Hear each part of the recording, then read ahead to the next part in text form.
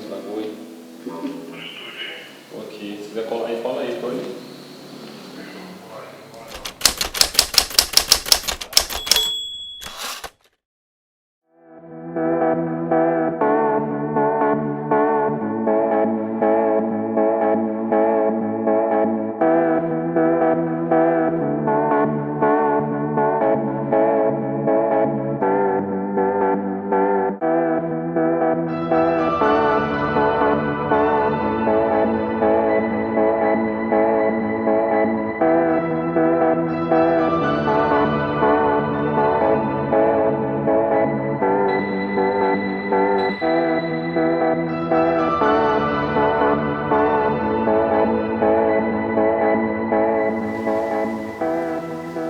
Ok, Google, defina artes visuais. De acordo com Google Arts e Culture, artes visuais é a designação dada ao conjunto de artes que representam o mundo real ou imaginário e que tem a visão como principal forma de avaliação e apreensão. Ok, Google, defina audiovisual.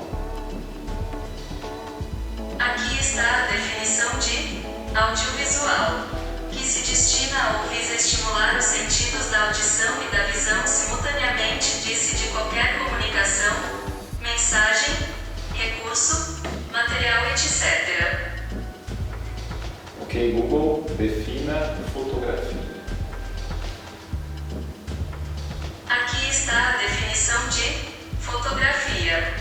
Arte ou processo de reproduzir imagens sobre uma superfície fotossensível como um filme pela ação de energia radiante, ESP. A luz.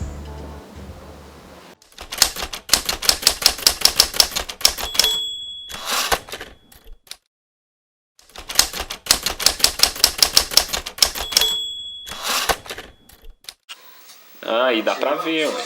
Cadê? Tem que fechar. Faz um aqui. preview aí. Deixa eu fazer, quer ver? Normalmente você tem uma máquina, não se aperta um botão e já ele fecha do jeito que você pôs. Ó, quer ver que Ele tem maneiro? diafragma? Tem. Ou é Ó. gambiarra? Ele tem, tá vendo? É 8 paletas. Ó, que doideira. Bom, esse pelo menos tem, né? É honesto, né, cara? Sabe o que as maquininhas usam? Usa um filtro gris.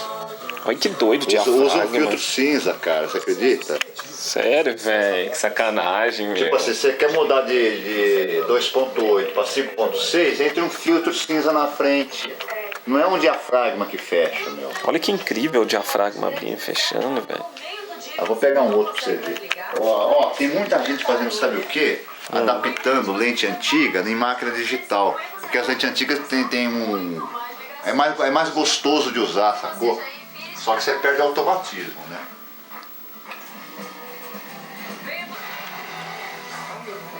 Sacou? Pega essa objetiva aqui, experimenta o curso dela. Eu tenho aqui o foco, eu tenho as aberturas, eu tenho o preview, sacou? Tenho o fotômetro aqui dentro, eu tenho a imagem pela ocular que não mente, sacou? A única coisa que atrapalha é o óculos. O óculos atrapalha isso aqui, mas isso não é nada. Controles de velocidade e abertura, tudo sem tirar o olho do visor, cara. Só que depende da sua mecânica. Não, mas o foco dela tem sistema de focalização. É manual, mas ele ajuda. Você tem como focalizar. Você consegue olhar e ver? Olha aí, deixa eu ver. Olhar o quê? Olhar pra mim. Claro, que vejo perfeitamente, focaliza. E tem como você abrir o diafragma dela pra eu filmar daqui? E abrindo e fechando, igual eu fiz com a minha? Agora eu vou fechando ele, ó, tá vendo? É igual o da sua. Só que esse aqui é mais preciso, esse mecanismo, né? Foi feito pra durar 100 anos isso aqui. Tá vendo?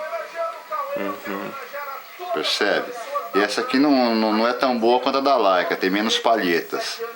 Quanto mais palheta tiver, quanto mais circular, próximo de um círculo tiver abertura, melhora a qualidade da imagem. Ó, o preview, ó, tá vendo? Ó? Fica tudo aberto. Quero medir o fotômetro. a luminosidade e a profundidade de campo, preview. Pronto. Você não tem que tirar o olho, isso aqui foi feito, você não tem que tirar o olho daqui, ó. Você faz tudo, você consegue fazer tudo só com as mãos. Agora você sente, pega o material e sente a diferença, saca? Tô sentindo. Ó, vou sentir a câmera então. Olha o mecanismo, é um outro mecanismo.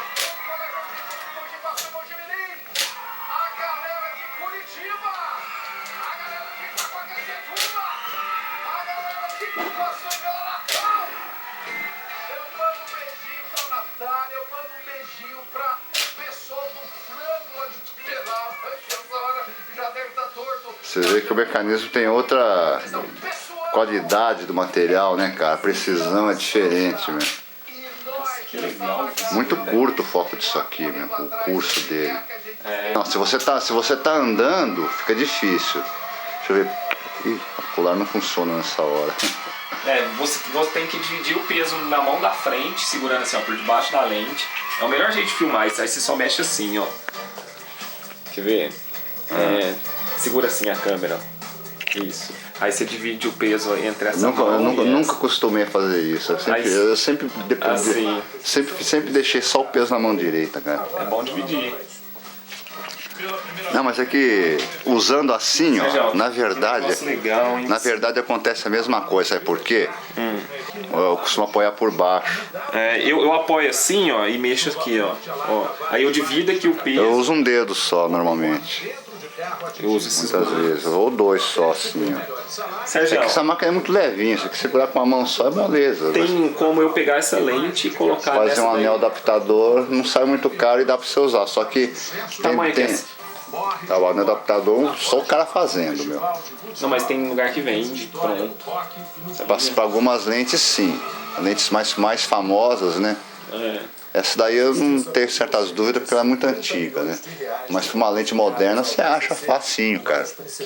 Que negócio sensacional. Só que é o seguinte, você tem que levar em conta uma coisa. Vai dar uma diferençazinha entre o que você vê na tela ou no visor e o que vai realmente ser gravado. Costuma dar uma diferençazinha nesses casos, viu? E o automatismo, flash, tem que levar tudo isso em conta, né? Ela vira uma máquina manual. Quantos filme de quantas fotos? Você que escolhe, você pode pôr de 12. Isso daqui pra cima é o quê? Isso aqui é o seguinte, isso aí é o preview. Você põe? Normalmente você deixa pra baixo. Quando ele tá pra baixo, a abertura fica totalmente aberta, pra você poder enxergar direito e focalizar. Aí você joga pra cima pra você conferir o fotômetro e ver se é aquilo mesmo que você quis, tá vendo? Terminou isso, joga para baixo. Se você quiser trabalhar só no manual, faz isso. Aí você trabalha só no manual, tá vendo? Tá vendo? Peraí. Não, é na frente. Abertura. Você vai trabalhando exclusivamente manual. É igual essa não tem automatismo do disparo. Se eu jogo para baixo, aí, Mas aí mostra aqui no visor? Ou não? Deixa eu ver uma coisa. Agora tá manual. Se você olhar para tentar focalizar a lâmpada, você vai observar que no meio dela tem uma bolinha, que tem umas coisinhas mexendo assim, tudo aqui, e que depois, quando tá no foco, as bolinhas desaparecem e as duas imagens se juntam. Que louco. Tem dois sistemas de focalização. Aqui eu mexo. É ótico o sistema, né? Você reparou naquela bolinha? Você mexe o quê? Esse e esse? Só tem... Isso aqui é abertura. Isso aqui é abertura. Esse daqui é o foco. E cadê o tempo de exposição? É aqui. Aqui. Não, aqui é o ISO. Não, tempo de exposição. Então é tempo de exposição, abertura e foco. ISO para ela você só coloca... E ISO? Onde você escolhe o ISO? Você coloca o... Tempo de exposição. É aqui, ó. O ISO você tem que colocar é no outro lugar. Não, é aqui, ó, ISO 400. É aqui, justamente, ó, é aqui que é para poder regular o fotômetro, entendeu? Se você colocar no 400 e usar no 100, vai dar errado, entendeu? Então quando você coloca o filme, a primeira coisa que você faz, verificar isso aqui.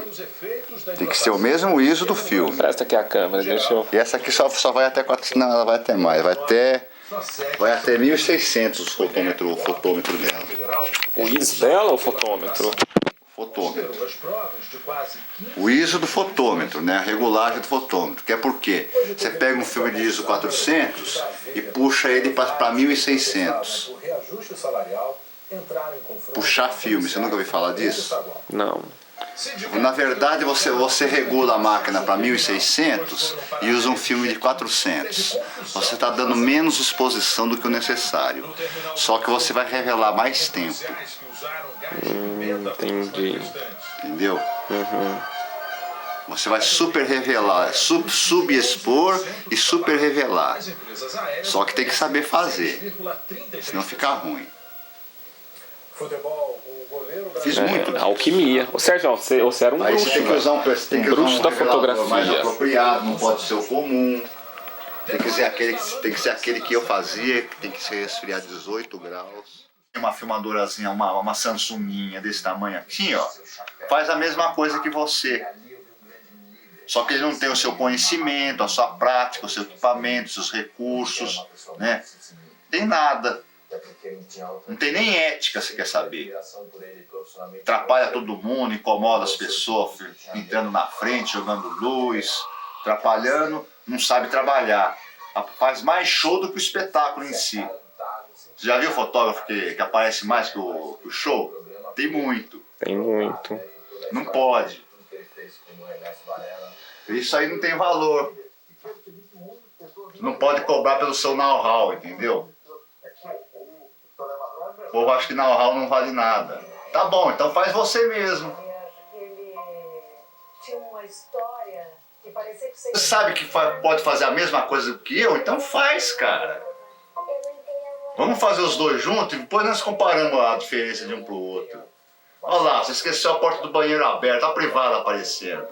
Olha lá o quarto lá cheio de roupa caída no chão. Aquela janela lá estourando o sol nela, obscurecendo tudo. Você não vê nada disso, né? Eu vejo. Não sabe fazer uma tomada decente, não sabe fazer um movimento de câmera, não sabe cortar, editar, não sabe nada. Não sabe iluminar, né? Não sabe nem enquadrar muitas vezes. Fica aquele furdunço depois e acha que está muito bom, vale mais que o seu trabalho.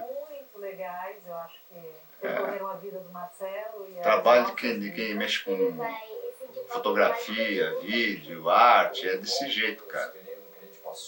É mais não do que sim que você ouve. Que é complicado isso, né, velho? Todo mundo acha caro o seu serviço.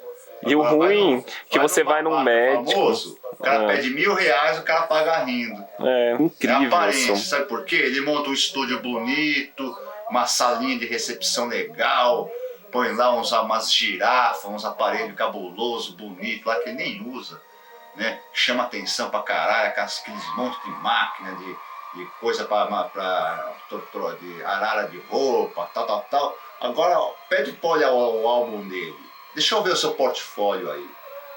Você vai lá, foto de 10 pessoas diferentes, tudo igual a fotografia. O cara monta um esqueminha pré-fabricado que ele aprendeu na internet, copia e não pode passar daquilo, porque se começar a inventar, o cara tropeça, né? Se ele tiver que bater o dedo na máquina e falar no telefone, ele toma um tombo, ele cai. Não consegue fazer as duas coisas ao mesmo tempo, né? Ele não teria condições, porque não conhece nada mesmo. Hoje eles não ensinam. Muita gente que trabalha na equipe do CQC, vocês não fazem ideia. Mas da USP era bom. Era curso de fotografia na USP, né? Mas era disputado, viu, cara? Tocou uma geração. E os caras saíam dali sabendo, viu? Você aprendia, tinha tudo que você precisasse pra você treinar, meu. Tinha ilha de edição de televisão, tinha tudo, cara. Eu não cheguei a usar porque não cursei lá, mas eu vi. Isso nos anos 80, que era difícil pra caralho de ter essas coisas. Hoje, então, fico só imaginando que eles não têm lá, né? Defasagem hoje é porque... Defasagem. Hoje nada pode explicar defasagem hoje, é preguiça. A defasagem do sujeito de hoje se chama preguiça ou incapacidade. Porque informação tem demais, cara. Você tem que saber filtrar informação boa da ruim, né? Esse que é o detalhe. Mas não falta. Uma pessoa que não tem muito conhecimento das coisas pode não saber diferenciar uma informação correta de uma errada. Por isso, a melhor coisa que existe para uma pessoa é a dúvida. O ponto de interrogação é a melhor coisa que tem para você, cara. Tenha sempre um ponto de interrogação na sua cabeça. Nunca se contente com o que você já sabe. Você vai ficar para trás. Isso é Acontece verdade. igual quase todo mundo que eu conheço. Ou só conhece digital, ou só conhece analógico. Não se dá bem com as duas coisas. O melhor top 5 Eu fico mais ou menos no meio termo. a este palhacinho que vai ficar nessa Consigo trabalhar com digital. Não sou bamba. Não sei nem a metade das coisas. Mas dá para trabalhar. É. Agora, começar a me irritar muito, sabe o que eu faço? Pego um filme, pego minha máquina fotográfica ali e falo, Tó, vai fazer fotografia com isso aqui agora. Não tem nenhum erro nela não, tá perfeita, faz. Bate um filme e traz aqui pra mim ver. É, justamente. Falta isso, a gente pegar Os a coisa. conhecimentos que você já tem e vem me mostrar depois. Sim. Cadê o botãozinho do não sei o que? Cadê o foco do não sei o que? Não tem nada disso, meu amigo. É teu olho e tua mão. Só. Para não ser covarde com o cara, eu daria uma reflex comum, né? Que é bem mais fácil de manusear do que uma Leica. Se eu quiser humilhar o cara, eu dou a Leica na mão dele. Tó, usa. Que a Leica é difícil de usar. Puta que É pariu. muita O coisa. difícil dela, pior de tudo, é pôr o filme. Por filme? É a Por quê? pior coisa que tem. Por quê?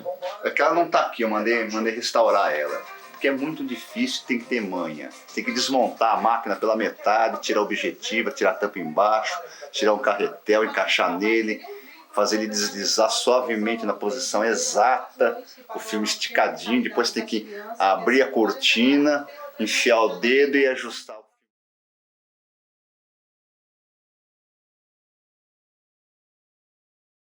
Iluminação. Bom, iluminação é um dos principais elementos de uma fotografia, né? Uma fotografia bem iluminada já é assim, mais da metade do caminho andado. Então, quando você for preparar a sua foto, um dos elementos que você tem mais que se atentar é na questão da iluminação. Afinal de contas, né, fotografia é a grafia através da luz, daquilo que está iluminado.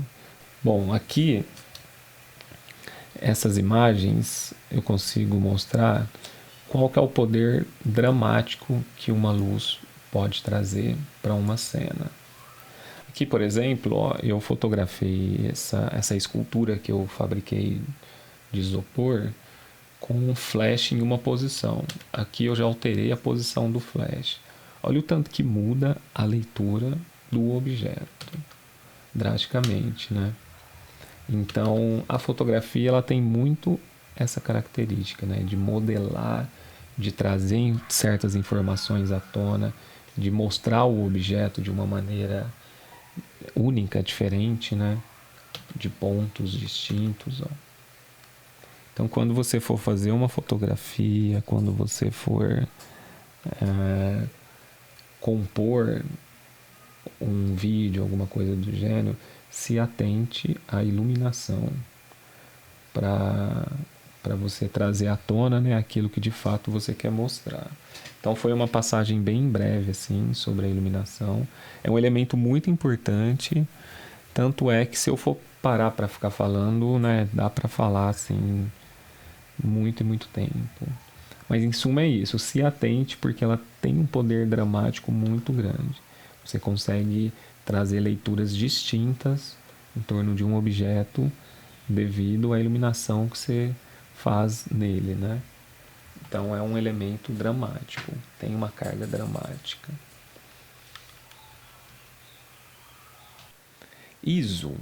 Agora eu quero abordar essa característica que existe no seu equipamento audiovisual ou fotográfico. Para quem não sabe o que é o ISO é uma característica nas câmeras que tem como você alterar para deixar ela mais sensível à luz ou não. Sabe aquela cena que está pouco iluminada, aquela cena que não está clarinha? Então, se você for lá na sua câmera, no seu smartphone e alterar o ISO, você vai ver que a câmera vai ficar mais sensível à luz ou menos. Então, se você deixar no ISO 100, a sensibilidade à luz é baixinha. Agora, se você deixar em torno do ISO 1600, a sensibilidade já é alta. E o ISO ele vai subindo gradativamente, né? 100, 200, 400, 800, 1600, enfim, cada câmera tem uma escala. Tá, ok. Aí você fala, tá, eu tenho uma cena que está pouco iluminada, vou aumentar o ISO ao máximo para poder tirar foto. Tudo bem, pode ir lá e fazer isso. Mas sabe qual que vai ser a diferença de uma foto com ISO lá em cima, lá no alto, e uma foto com ISO baixo? É essa daqui que eu vou mostrar para você, ó. Por exemplo, essa imagem aqui do lado esquerdo, ela é uma imagem como essa, aparentemente, né? Mas dá para perceber que olhando mais de perto você vê muito esse granulado, ou seja, esse ruído, né, que a gente chama dentro da linguagem fotográfica. Aqui nessa imagem, ó, já quase não tem ruído. E o porquê que nessa tem ruído e nessa não? É justamente devido ao uso do ISO. Então, por exemplo, essa imagem aqui do lado esquerdo, ela é uma fotografia com ISO alto, com ISO em torno de 1600. Essa fotografia já é uma fotografia com ISO baixo, em torno de 200. Então, a foto com ISO baixo fica mais nítida, fica mais bem definida. E a foto com ISO alto, ela fica com mais ruído. Então, há menos definição. Isso pode ser muito importante na hora de fazer uma impressão, por exemplo. Agora, se você se pergunta, mas como que eu faço uma foto clara sem aparentar ter muito ruído? Como que eu faço para fotografar e ter o mínimo possível de ruído? Por exemplo, aqui nesse caso, o que eu fiz? Nessa fotografia daqui, eu aumentei o tempo de exposição da câmera para poder compensar o ISO baixo, entendeu? Agora, já nessa daqui, eu trabalhei com tempo de exposição pequena para poder ter um ISO alto. Nessa eu coloquei tripé, na do lado direito, e na do lado esquerdo eu devo ter colocado tripé também, mas foi bem pequeno o espaço de tempo assim que eu deixei a câmera exposta. Entendeu? Então, fazer essas inter-relações é fundamental na hora de você tirar uma fotografia. Porque aí você vê quais são as características que você quer ressaltar na sua foto. Se é uma foto com mais nitidez, se é uma foto com menos nitidez, se é uma fotografia mais prática, se é uma fotografia um pouco mais complexa. Então, é isso, né? A fotografia são essas inter-relações. E aqui eu abordei a questão do ISO, o uso do ISO.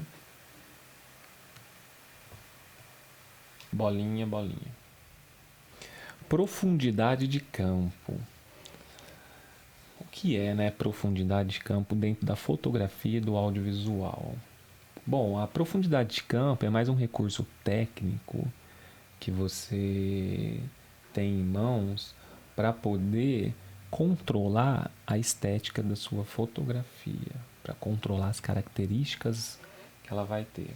Por exemplo, essas duas imagens ilustram bem o que é uma foto com pouca profundidade de campo, ou seja, essa do lado esquerdo, e uma fotografia com uma grande profundidade de campo, essa do lado direito.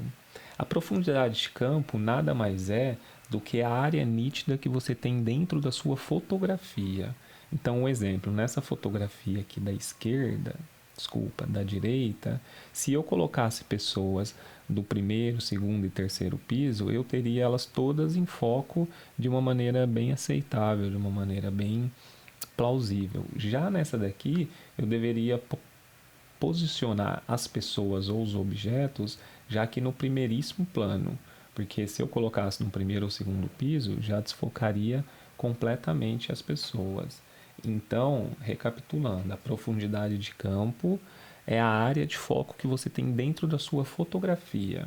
E como que você define isso? Bom, para você que trabalha com câmera fotográfica profissional, essas que você consegue controlar, né, todas as características dela de maneira analógica, você já deve ter observado que quando você mexe nesse quesito da abertura do diafragma, ó, aqui o diafragma está mais aberto e aqui o diafragma está menos aberto. Então é justamente isso que causa a profundidade de campo, que alterna a profundidade de campo. Então, um exemplo, nessa foto que está mais desfocada, o diafragma está mais aberto. Então, ele entra mais luz, mas ele desfoca mais o campo. Já nessa outra aqui, o diafragma está mais fechado, que são essas paletinhas, né?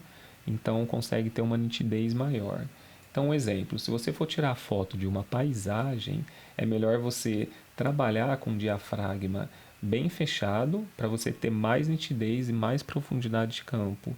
Assim você vai ter mais elementos em foco.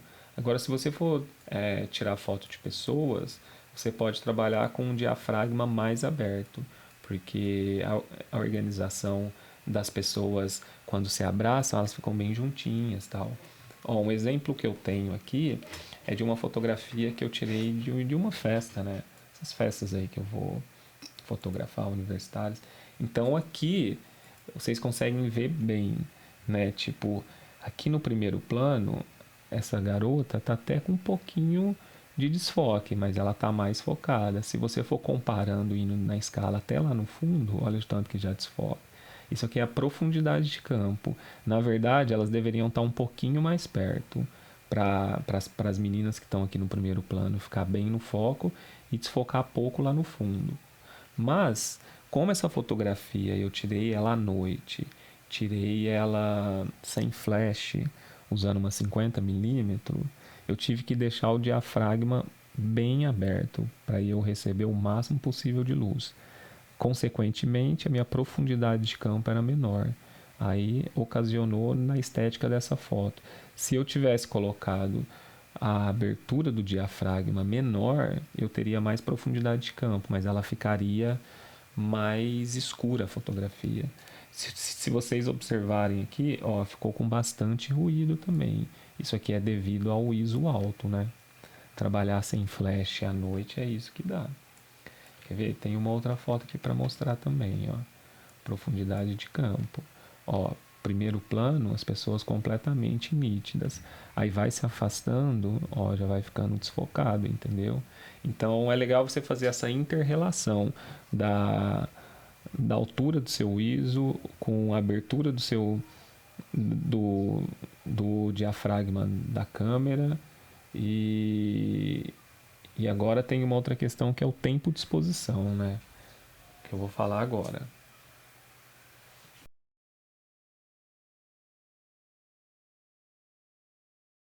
Tempo de exposição. O que é o tempo de exposição dentro de uma fotografia?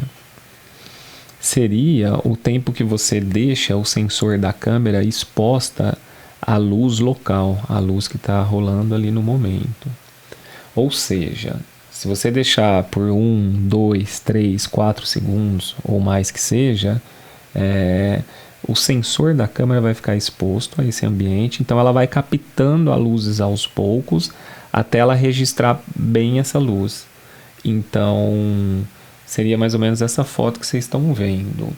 Essa foto eu coloquei a câmera em cima de um tripé, porque esse efeito só dá para fazer em cima de tripé, não dá para fazer com ele em mãos, porque senão se transforma numa outra coisa. Mas aqui eu coloquei a câmera sobre um tripé, deixei com tempo de exposição em torno de 6 segundos para poder captar a luz do local de uma maneira como vocês estão vendo, né? Aqui a noite se transformou em dia. Então esse é um recurso que muitas vezes é a única forma de você registrar algum local à noite, num lugar que tenha baixa luminosidade. Então é você aumentando o tempo de exposição da câmera. Mas a câmera não pode tremer, que se tremer aí já se transforma numa outra coisa a foto. Por exemplo, para captar as estrelas, foi um longo tempo de exposição, mas como característica você vê que fica um pouquinho embaçado, porque como a Terra nela está girando, aí acaba registrando esse movimento. Uma outra técnica que se utiliza disso é o Light Paint, né? O Light Paint, ele seria você colocar a câmera sobre um tripé, aumentar o tempo de exposição dela e brincar com alguma fonte de luz na frente dela. Aqui, por exemplo, ó, eu fiz um desenho que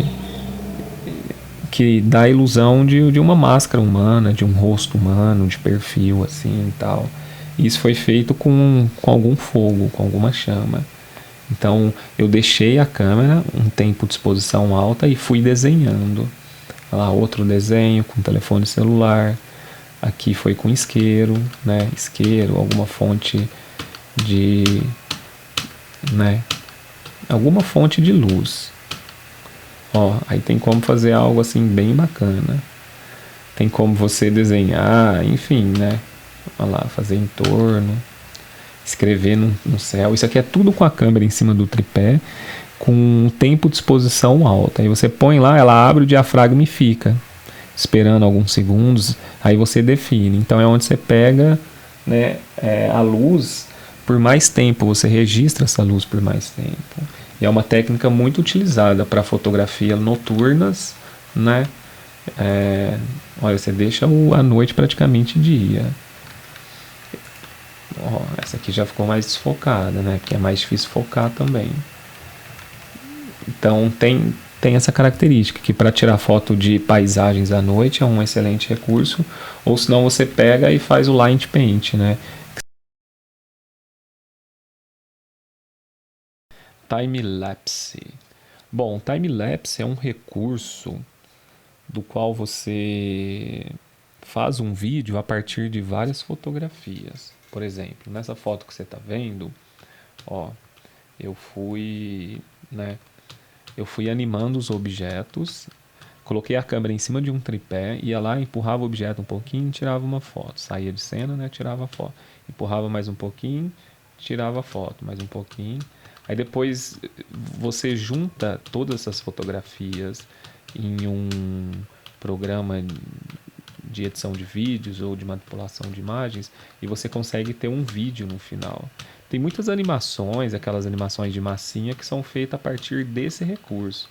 Então isso tem como você animar personagens e também tem como você tirar foto de paisagens. Um exemplo, ó, aqui. Olha o número de fotografias que deu, né, para fazer só essa pequena animação. Agora aqui eu já estava tirando foto de uma paisagem noturna. Ó, eu coloquei o foco lá nas nuvens, né? Parei, a gente estava num rancho aqui em cima de um pesqueiro. Aí no fundo estava acontecendo algo bem legal. Ó, aí depois você anima, você consegue ter toda a sensação de movimento, né? Que é um recurso bem bacana, assim, você consegue adquirir um vídeo bem bonito de se ver, né? Um vídeo bem legal, tal. Eu vou mostrar alguns time-lapse que eu fiz, espero que vocês curtam. Vou deixar aí para vocês verem quais são as possibilidades. Mas assim...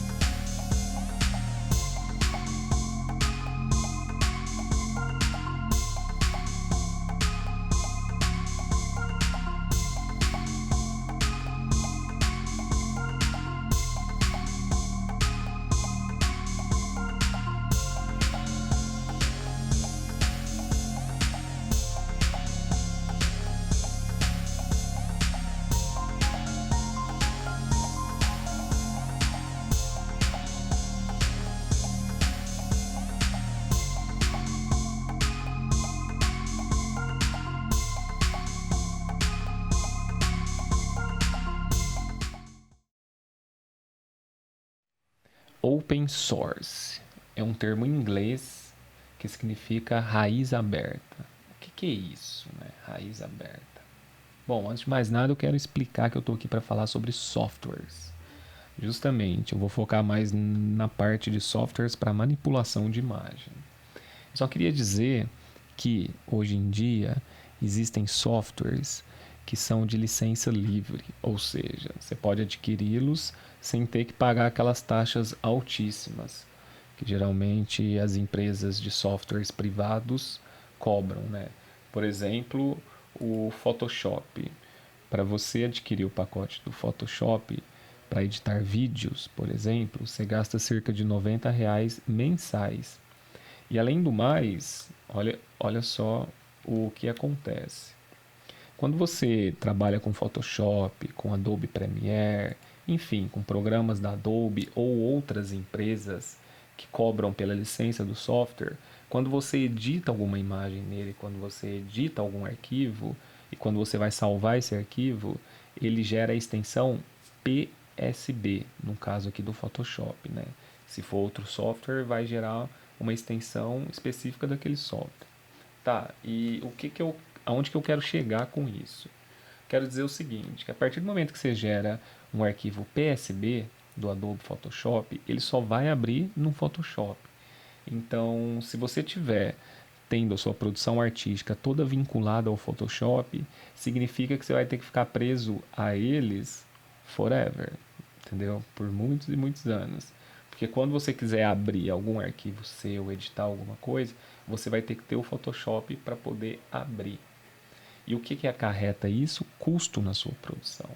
E esse custo, ele acaba chegando no consumidor final.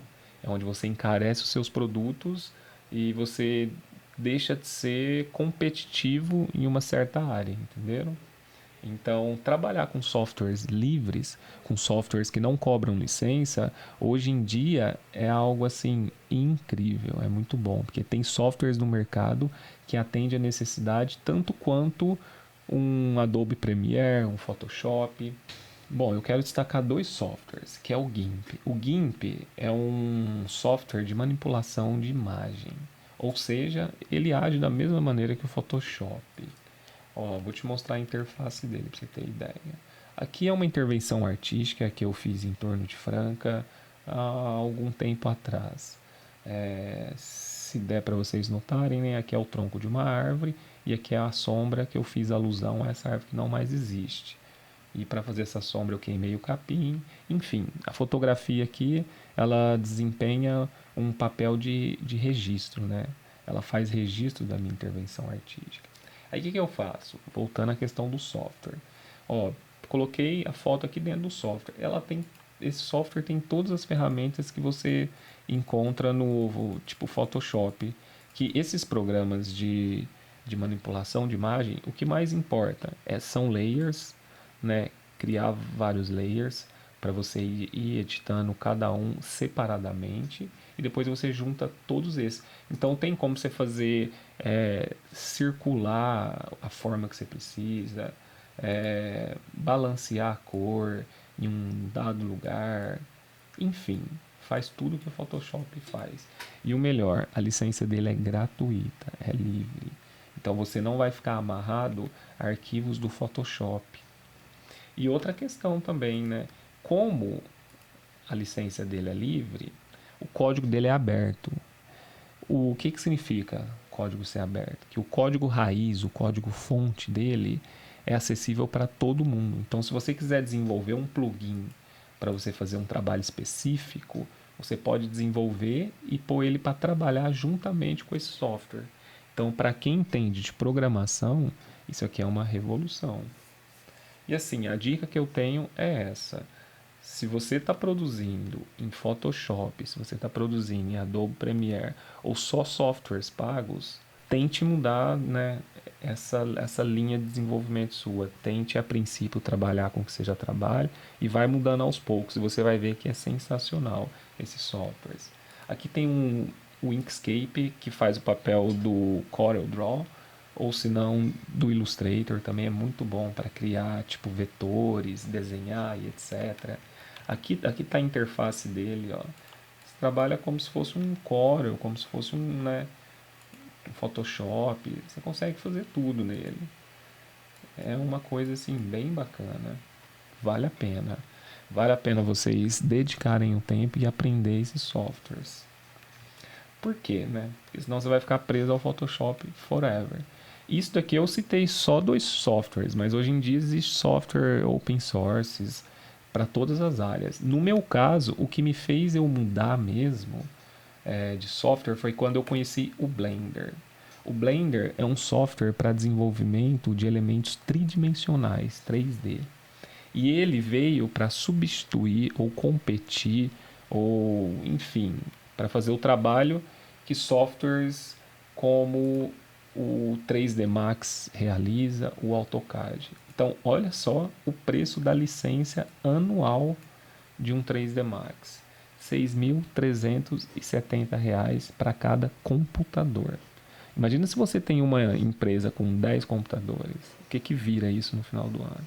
Você entende a redução do custo, a redução do seu produto final, o tanto que vai ser significativa? Aí às vezes você pensa, mas eu vou perder qualidade, eu vou deixar... Não, gente, vocês não vão perder. Eles fazem a mesma coisa. Aqui eu estou falando assim, passando um tipo panorama bem básico mesmo, né? Só estou falando os termos, explicando. Aí depois façam uma pesquisa mais aprofundada, que vocês vão ver que é algo bem bacana. Ó, aqui eu tenho uma imagem que exemplifica softwares open source do lado direito e do lado esquerdo os softwares pagos, né? Aqui o pacote da Adobe e tem o Maya aqui no fundo que é da Autodesk, que são aqueles valores, né, que a gente acabou de ver. Então, para substituir o Photoshop é o GIMP e o Krita, o Illustrator, o CorelDRAW, o Inkscape e o restante, né, são esses outros softwares. Então, né, fica a dica aí, ó, para quem quiser ter um custo melhor no final do produto, ou até mesmo, né, tem muita gente aqui no nosso país, aqui na nossa cidade de Franca, que trabalha com softwares piratas. E isso não é nem um pouco legal. Então, tá na hora já de abandonar, né, essa prática e começar a ter um trabalho mais eticamente aprovado, né. Bom, então fica a dica dos programas, bem por cima, sim, mas só para vocês conhecerem esse universo. Depois é só pesquisar aí no Google que vocês vão ver que a coisa é incrível. Precificação. Como que você precifica a sua prestação de serviço ou os objetos que você vende? Qual as relações que você faz para chegar num valor? E como que você constrói essa relação para que o valor que você chegue seja competitivo? Bom, eu tenho uma fórmula bem simples, né? Porque falando de arte é algo bem complicado para poder precificar. Mas como a gente trabalha mais com lojas de decoração, mais com cliente final, diferente de museus e galerias, aí é algo mais simples de dar preço, né? Porque quando uma obra adquire uma carga simbólica cultural para uma grande massa, aí já entra numa outra questão. Agora aqui, no meu caso, por exemplo, esse quadro que está exposto, desses 2 pássaros, foi um trabalho que eu recebi a encomenda de um cliente. Ele tinha visto esse quadro em uma outra cidade e gostaria de ter na casa dele, mas ele não podia comprar lá na cidade e trazer para cá. Então ele tirou uma fotografia e trouxe mais ou menos o que queria. Então eu fiz uma fotomontagem onde eu cheguei nesse elemento final, nesse pássaro, entendeu? Aí, para eu fazer esse trabalho, eu levei cerca de 1 mês, mais ou menos. Tipo, não trabalhando, né, das 8 da manhã às 5 da tarde, mas 1 mês assim, todo dia eu pegava um pouquinho, ia fotografar, fui atrás de pássaros, fui atrás de ir para a natureza, sair, enfim, tirar fotos. Aí esse trabalho é o resultado de uma fotomontagem, né? Ou seja, o pássaro é de uma foto, o galho de outra e o fundo de outra. Aí eu cheguei nessa síntese, né, visual, nessa configuração. Então, para eu dar um preço para esse produto, eu pensei no material que eu ia gastar, o valor do material que eu ia gastar, qual o tempo que eu levei para produzir e se essa obra ela ia ser única ou se eu poderia replicar ela. Então, esse último quesito foi assim, ó, crucial para eu poder definir o preço. Por quê? Porque é uma obra que eu consigo replicar, eu posso fazer várias. Então eu posso cobrar mais barato dele, que eu sei que outras pessoas vão gostar desse quadro. Então, se eu não me engano, esse quadro eu vendi por R$ 2.000 e ele teve o custo para mim de R$ 1.000, porque eu coloquei moldura, eu fiz a impressão sob papel fotográfico de qualidade. Aqui na frente eu pus um papel, um vidro antirreflexo, né? E ele tem cerca de 1,30 por 1 metro, então ele é bem grande. Aí juntando, né, as duas partes dá 2,60. Assim, o cliente adorou, ficou super satisfeito. E eu tendo esse arquivo para poder replicar, eu fiz mais obras. Então foi onde eu imprimi essa sobre lona, né, um outro material. Ele tem um custo um pouco mais barato que aquele. E esse quadro eu vendi lá para Atelier Decor. Vendi lá para Atelier Decor. Aí eles puseram lá. O custo meu desse quadro foi em torno de R$ 250. Eu revendi para eles a 400. Aí, né, eu não sei o valor que eles revenderam. Mas assim, você viu, eu ganhei R$ 1.000 na outra. Eu ganhei tipo 150 aqui. Aqui nessa eu já ganhei 400, que foi mais ou menos igual aquele outro. Mas eu trabalhei com uma gama de cores diferente. Então assim, agora eu tenho um arquivo, né?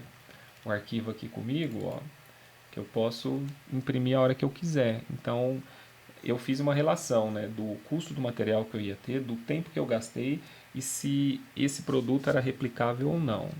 Quando a gente entra já assim na prestação de serviço de fotografia, aí você tem que tipo analisar que festa que você está prestando serviço, se é uma grande festa, se é uma festa de aniversário. Que se for uma grande festa, você vai ter que ter um número maior de tipo equipamentos, pessoas para ajudar. Então você põe isso tudo na ponta do lápis para chegar num preço final, entendeu? E a mesma coisa com vídeo, né? Vídeo já é uma questão um pouco mais delicada, porque vídeo dá trabalho, hein? Vídeo é diferente de fotografia. Você precisa ter uma equipe legal para poder te ajudar, você precisa ter equipamentos bons e filme, vídeo de festa é complicado, porque pode acontecer vários acidentes, você pode, né, estragar algum equipamento, etc, etc. Então, além de você ver o tempo que você vai gastar, você tem que ver o tipo de equipamento que você está levando, o risco que você tem com esse equipamento numa festa e ver também a pós-produção, né? Qual o trabalho que vai te dar para você editar essas imagens. Então, em suma, né? Para vídeo e foto, é ver o equipamento que você utilizou, o custo deles e o tempo, né? O tempo que você gastou. E assim, e qual o preço que rola também naquele mercado local que você está trabalhando, né? Porque o preço de Franca é diferente do preço de São Paulo, que é diferente do preço do Rio de Janeiro e por aí vai. Então, assim, tenta fazer uma pesquisa mais apurada, conversa com quem trabalha na área e vê os preços, entendeu? E assim você vai conseguir precificar aquela prestação de serviço que você quer fazer. E a princípio, eu fiz muita foto assim, praticamente de graça, gente.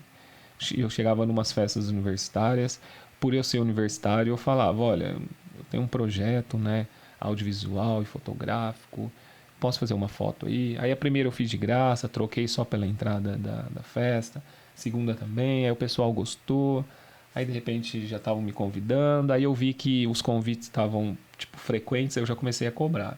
Aí foi pequenininho, foi tipo R$ 50, mas eu já entrava na festa e ganhava R$ 50. Para quem era universitário já estava assim, valendo horrores, né? Aí depois com o tempo eu fui vendo o valor que meu trabalho tinha para aquele conjunto de pessoas. Aí foi onde eu consegui precificar melhor, né? Então aí eu já fui fazendo registro pessoal, enfim, muitas fotos, né? Aí hoje em dia eu cobro até mais, já cobrei de festa aí de R$ 200 a R$ 400 para fazer.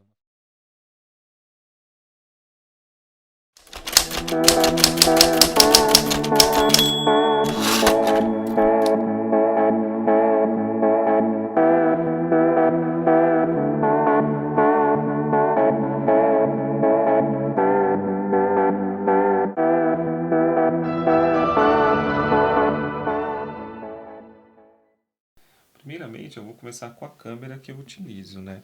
eu utilizo uma T3i da Canon.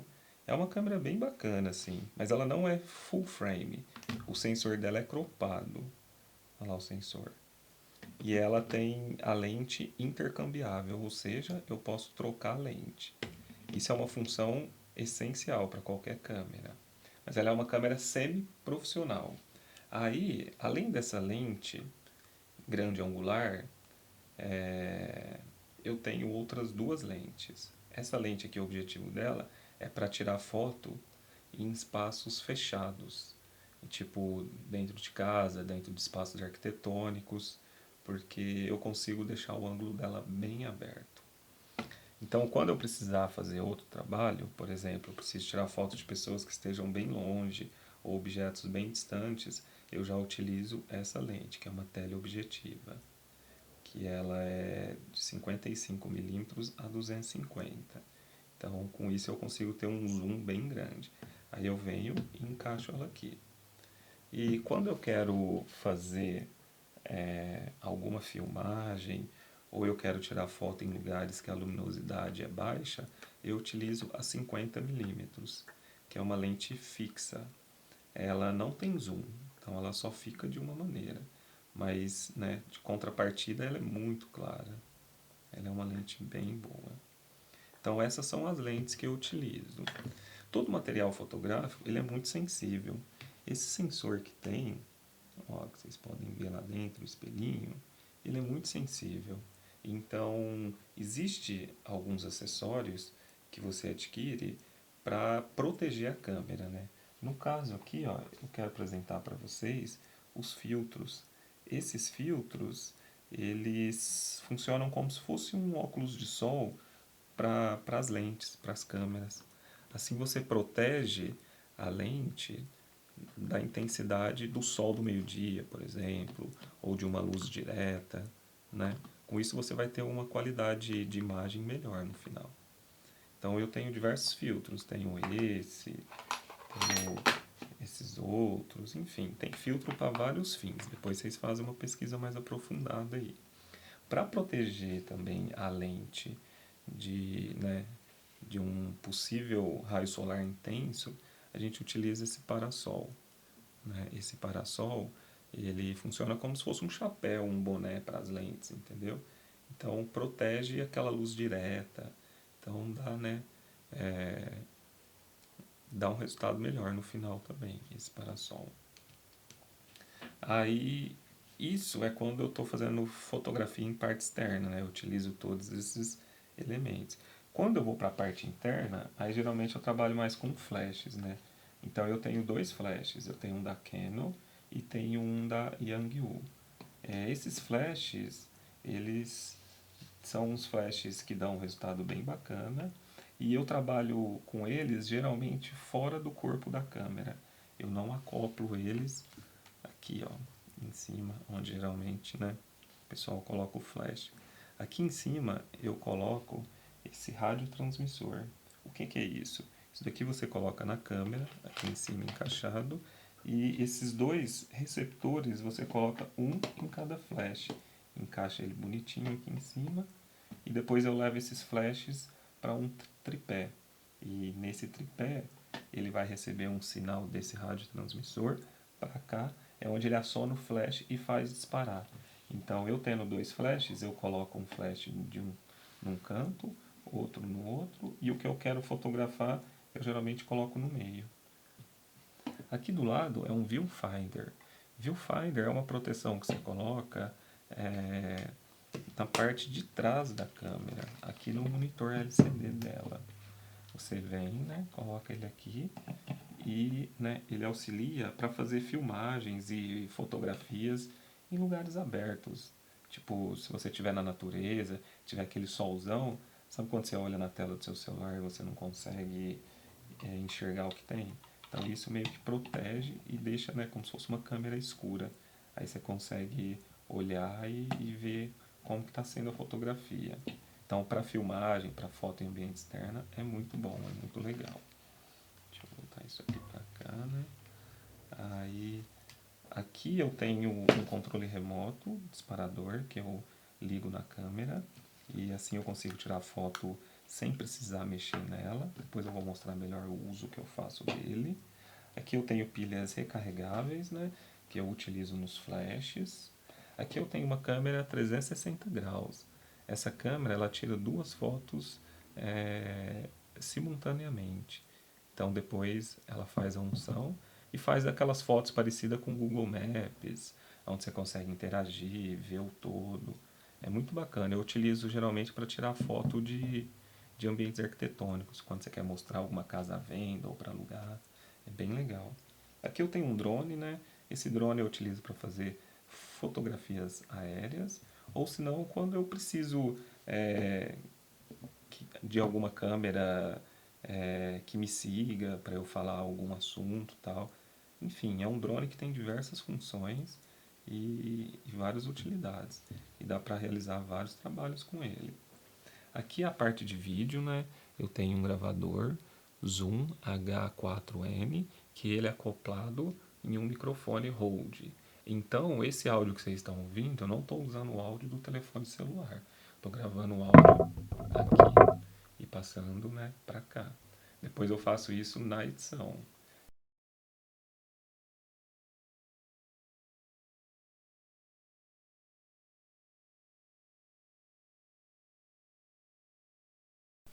Então, se você levar ele para ambiente externo, qualquer ruído, qualquer vento que pega nele, atrapalha a gravação.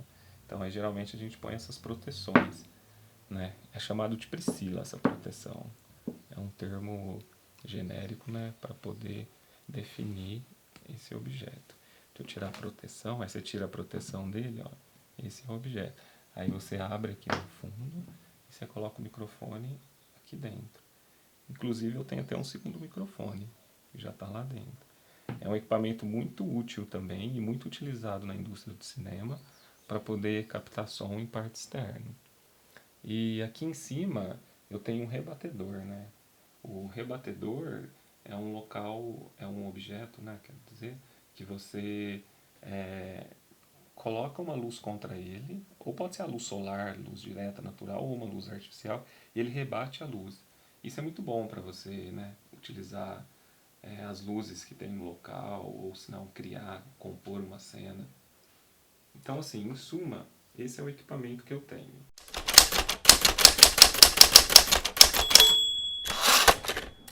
Então, somando todo o equipamento, no final eu tive um valor de R$12.050. Parece um valor alto, mas para equipamento audiovisual e fotográfico não é muito alto. Para vocês terem ideia, se eu tivesse uma câmera full frame, uma profissional mesmo de fato, tipo a 5D Mark II da Canon, o custo só da câmera seria quase R$12.000. Então, assim, eu tenho tudo isso por 12 mil, né? Se você pretende trabalhar com fotografia, se você pretende ter uma câmera fotográfica aí no seu negócio para tirar foto de um produto ou de uma prestação de serviço que você utiliza, não precisa comprar todo esse equipamento que eu estou te mostrando. Então, dentro disso aqui, você vai ver a necessidade que você realmente tem para poder adquirir aos poucos, né? Para não ir lá e comprar um tanto de equipamento e depois se arrepender ou não utilizá-lo.